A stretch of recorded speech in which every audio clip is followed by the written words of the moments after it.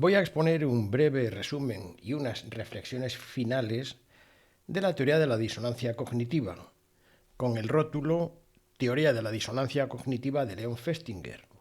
Está en nuestra página web Evalmed en la pestaña de sesgos, sesgos en el campo de la psicología social.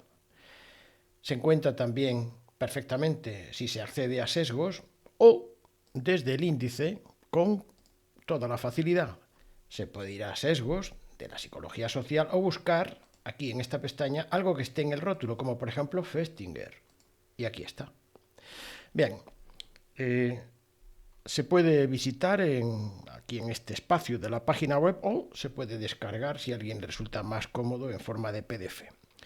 También lo tenemos en forma de presentación porque sirve para una exposición en alguna sesión de cualquier tipo, dada la brevedad.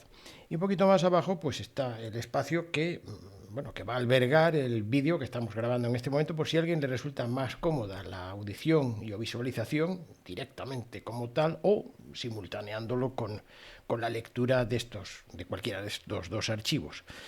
Podemos bajar cualquiera de las dos, pero vamos a hacerlo en la forma de presentación porque pues se presta más a una presentación en una sesión. Teoría de la disonancia cognitiva de Leon Festinger. Leon Festinger estudió psicología en el City College de Nueva York, la Universidad Pública de Nueva York, y se licenció en la Universidad de Iowa.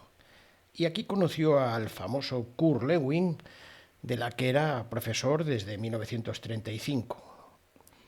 En el año 1944, Kurt Lewin se trasladó al Instituto Tecnológico de Massachusetts para fundar y liderar el famosísimo posteriormente Centro de Investigación para la Dinámica de Grupos, en la que enunció una teoría común sobre los grupos.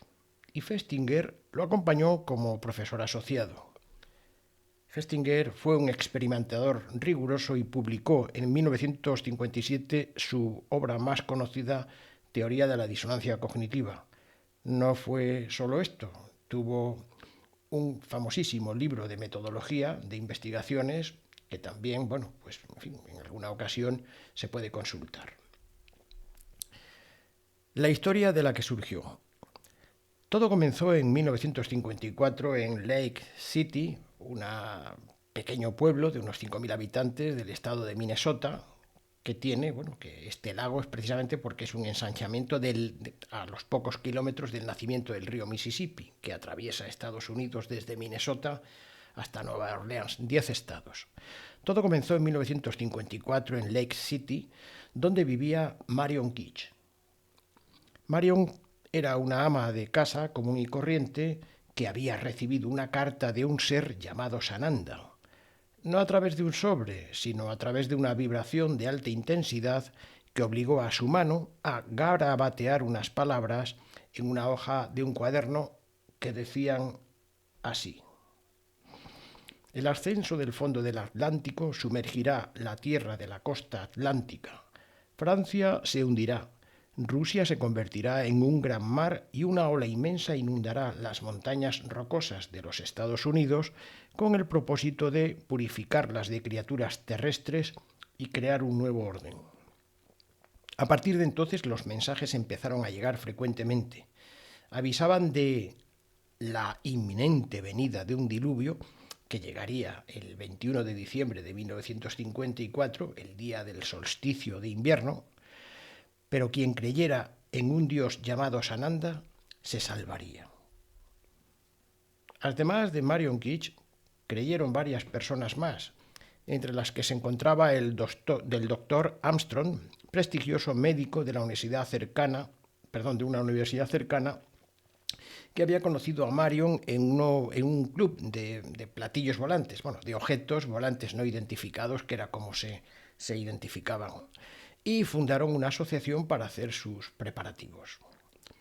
Festinger entonces tenía 35 años y trabajaba en la cercana Universidad de Minnesota. Después de oír la existencia de esta asociación, que consideraba una secta, decidió infiltrarse en ella porque se preguntaba qué sucedería cuando pasara la medianoche del 21 de diciembre y no aterrizase ningún platillo volante ni sobreviniera ningún diluvio. Quería saber cómo reaccionan los seres humanos cuando no se cumplen sus profecías, y así organizó a unos pocos amigos y compañeros que entraron en la asociación, que todos consideraban una secta, fingiendo ser creyentes. Hasta el día anunciado el grupo había evitado la publicidad, pero a medida que avanzaba esa jornada los adeptos se abrieron a los equipos de televisión. En los minutos previos a la medianoche la expectación era suma, con fuertes emociones contradictorias. El tiempo se acababa, pero un minuto antes de las 12 de la noche, Marion Kitch recibió un mensaje urgente de un ser de las altas instancias para que se pusiera en contacto con todas las emisoras que pudiera e informase de que el diluvio no se produciría porque el pequeño grupo que había pasado toda la noche esperando había desprendido tanta luz que había salvado al mundo de la destrucción. Los más adeptos llamaron a las revistas Life, Time y Newsweek y en los días siguientes concedieron numerosas entrevistas a los periodistas para convencer al público de que sus actos y creencias no habían sido en vano. Festinger analizó las reacciones después de que la inundación no ocurriera y observó que cuanto más dedicados al culto estaban sus miembros, más probable era que ellos reinterpretaran las pruebas en el sentido de afirmar sus creencias. Y si bien los miembros más marginales tendieron a reconocer su error y abandonar el culto, el comité central, el comité de miembros, insistió en que sus creencias habían sido correctas, aferrándose a que su fidelidad había sido la que había evitado la inundación. A Festinger le sorprendió cómo la gente abrazaba la mentira, la pasaba por alto, se colaba por ella y la justificaba. Por ello se propuso averiguar experimentalmente si, tras exponer a los individuos a condiciones en las que pudiera registrarse su comportamiento, habría un patrón de respuestas en la interpretación de esos individuos que esos individuos se daban a sí mismos sobre su propio comportamiento. Dos experimentos de Festinger y colaboradores. Desde que enunció la teoría hasta el día de hoy, ha habido cientos de experimentos con resultados análogos. Dos de los primeros experimentos realizados por Festinger y colaboradores fueron estos dos. El primer experimento. El experimento de mentir copiando en un examen. Jackson Mills, colaborador de Festinger, llevó a cabo en 1958 un experimento, está aquí en la reseña, la cita bibliográfica, en la que pidió a un grupo de estudiantes que hicieran una estimación de lo que pensaban sobre la mentira. Unos consideraban que mentir es malo y otros que mentir no es tan malo. A continuación les puso un examen que tenían que hacer bien, había que contestar bien. Los experimentadores habían organizado el examen de manera que era fácil mentir sin ser cogido, lo habían dejado sin vigilancia. Y los estudiantes no sabían que su comportamiento estaba siendo minuciosamente observado por psicólogos. No fue una sorpresa descubrir que mintieran algunos de los estudiantes que pensaban que mentir es malo y que también mintieran algunos de los estudiantes que pensaban que mentir no es tan malo.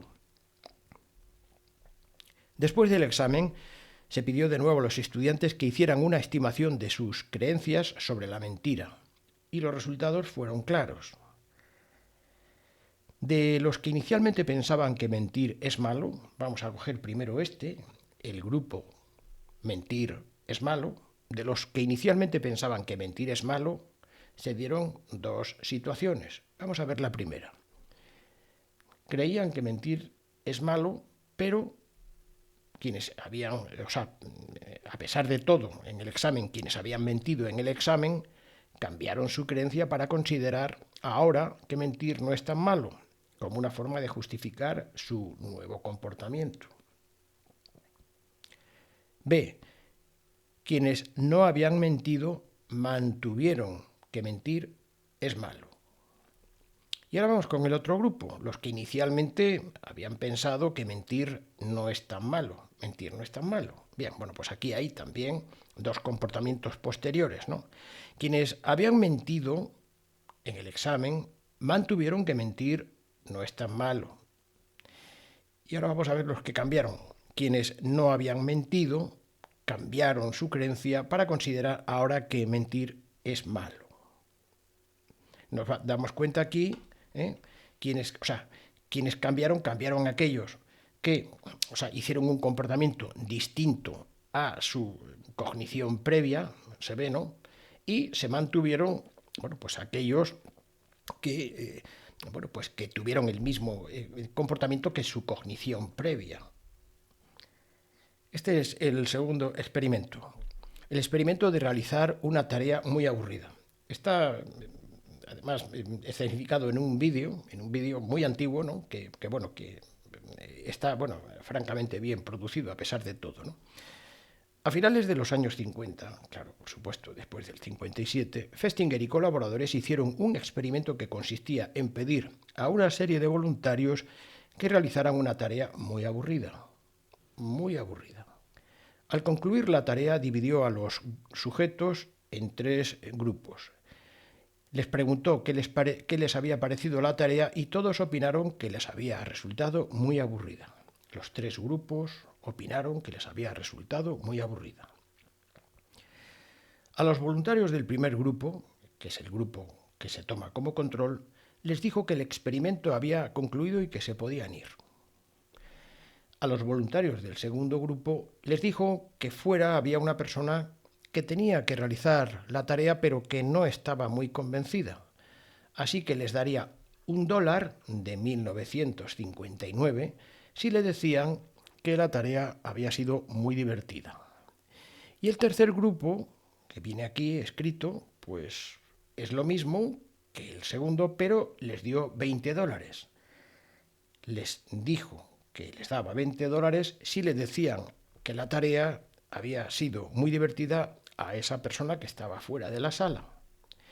$20 era una cantidad considerable en el año 1959, no como ahora, en este momento. Al cabo de una semana, Festinger llamó a todos los participantes para preguntarles de nuevo qué les había parecido la tarea que habían realizado la semana anterior. Vamos a ver. Los del primer grupo, que no habían recibido ningún dinero, y los del tercer grupo, los que habían recibido los $20, que era una cantidad importante, reafirmaron su anterior respuesta, que la tarea les había resultado muy aburrida. Sorprendentemente descubrió que los del segundo grupo, aquellos que habían recibido solo $1, habían modificado su consideración porque ahora consideraban que la tarea había sido divertida. Aquí había habido un cambio. Los otros no, pero aquí había habido un cambio. Según Festinger, la explicación de por qué en el tercer grupo, que es el de los $20, no se produjo el efecto de la disonancia cognitiva, es que para que ésta se produzca, los sujetos deben tener la percepción de libertad de elección al realizar la conducta. Y ellos consideraban que haber recibido $20, que era una cantidad importante, que les había pagado por mentir, les obligaba a mentir otra vez y decir lo primero que pensaron en la primera pregunta. Mientras que esto no era la situación de los que habían recibido solo $1, porque $1, pues no justificaba el mentir, no era lo suficiente como para mentir. Los que habían recibido un solo $1 tenían que hacerse creer a sí mismos y a los demás que la actividad había sido realmente divertida. Este es el cambio que tuvieron de creencia, de consideración. Resumen de la teoría de la disonancia cognitiva. Vamos a ver un pequeño resumen, sencillamente para ver cuáles son las conclusiones. Es muy poquito lo que, aquí hemos escrito, pero suficientemente creemos que consistente como para ver las implicaciones que tiene, en los comportamientos, de los profesionales de la salud, que es a los que va dirigido fundamentalmente, este breve resumen que hemos elaborado. A partir de estos y otros experimentos, Festinger propuso que la gente prefiere sus creencias de modo que sean coherentes entre sí, entre sus creencias. La disonancia es lo que sentimos cuando entran en conflicto dos o más cogniciones, a saber, dos actitudes, como por ejemplo evitar a toda costa el botellón delante de mi casa y al mismo tiempo hacerlo yo en otro barrio, doliéndome de la intolerancia de los vecinos que se quejan del ruido que estamos haciendo con nuestro botellón. O B, una creencia y una conducta, como por ejemplo, yo creo que el tabaco es perjudicial y simultáneamente fumo por aumentar mi conformidad con el grupo, para ser, en fin, bien aceptado por el grupo, en ese pensamiento grupal.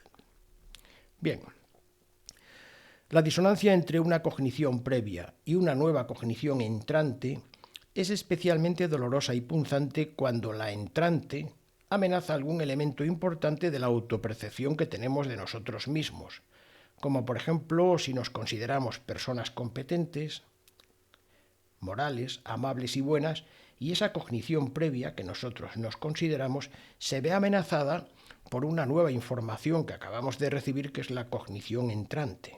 Bueno, aquí tenemos un vídeo pequeñito, en fin, se puede pulsar aquí, que la investigadora norteamericana Carol Tavris hizo en la programa Redes, creo recordar, de Televisión 2, de TV2 o no me acuerdo, Televisión Española. Bien. Resumidamente, la teoría sugiere que, 1. La insoportable molestia que causa la disonancia entre la cognición previa y la cognición posterior es un poderoso estímulo para esforzarnos en reducirla, es decir, alcanzar la consonancia, que no haya esta diferencia de potencial entre la cognición previa y la cognición posterior. Cuanto mayor sea la disonancia, mayor sea la separación, esta diferencia de potencial que tenemos aquí, cuanto mayor sea la disonancia, mayor es el esfuerzo. Efectivamente, cuando me doy cuenta de que los hechos reales, los resultados, son disonantes con mi comportamiento, tengo dos opciones. Está claro, que los resultados son la cognición posterior y mi comportamiento sería la cognición previa, el que yo suelo tener. Tengo dos opciones para alcanzar la consonancia. A. Esforzarme en manipularme los hechos reales para no cambiar mi comportamiento. O B. Esforzarme en elevar mi comportamiento, en molestarme, en cambiar interiormente, pero para acercarme a los hechos reales. Segundo, en un estado de disonancia evitamos la información y las situaciones que pueden aumentarla. Efectivamente, estamos predispuestos a prestar atención a la información que confirma las creencias y evitar o minimizar la información que las refuta. Esto es lo que en el campo de la psicología social se llama sesgo de confirmación, se suele llamar así. Festinger afirma en su libro que nos pasamos la vida prestando atención solamente a la información que está en consonancia con nuestras creencias. El autoengaño o autojustificación puede facilitar la supervivencia y mejorar la calidad de vida. Puede hacerlo, claro. Está claro que son mecanismos que nos utilizamos para mejorar la calidad de vida y la supervivencia. Pero también puede hacer lo contrario, cuando impide el procesamiento de nueva información veraz y relevante para nosotros mismos, que todavía somos responsables de nosotros mismos, y o para personas que dependen parcial o totalmente de nuestras decisiones, como profesionales o como padres de familia, o como no solamente padres, responsables de una responsabilidad con un grupo. A nivel de grupo, si un informador considera necesario dar a su grupo una nueva información relevante, por ejemplo, en una sesión clínica, algún informador pues quiere aportar nuevas pruebas científicas a su servicio, al servicio clínico, al servicio sanitario.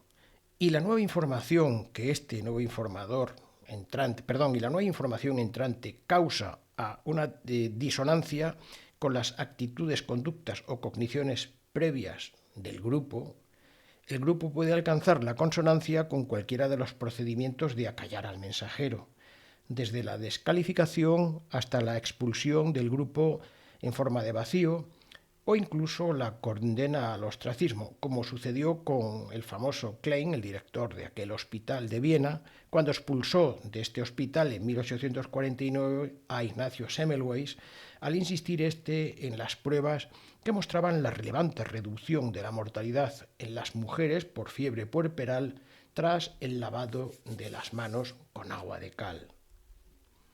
Tercero, cuanta más implicación tengo yo con mi conducta o creencia previa, cuanto más implicado esté en ella, más probabilidad de que yo me manipule, me arregle los nuevos hechos reales entrantes cuando éstas entran en disonancia con mi conducta o creencia previa.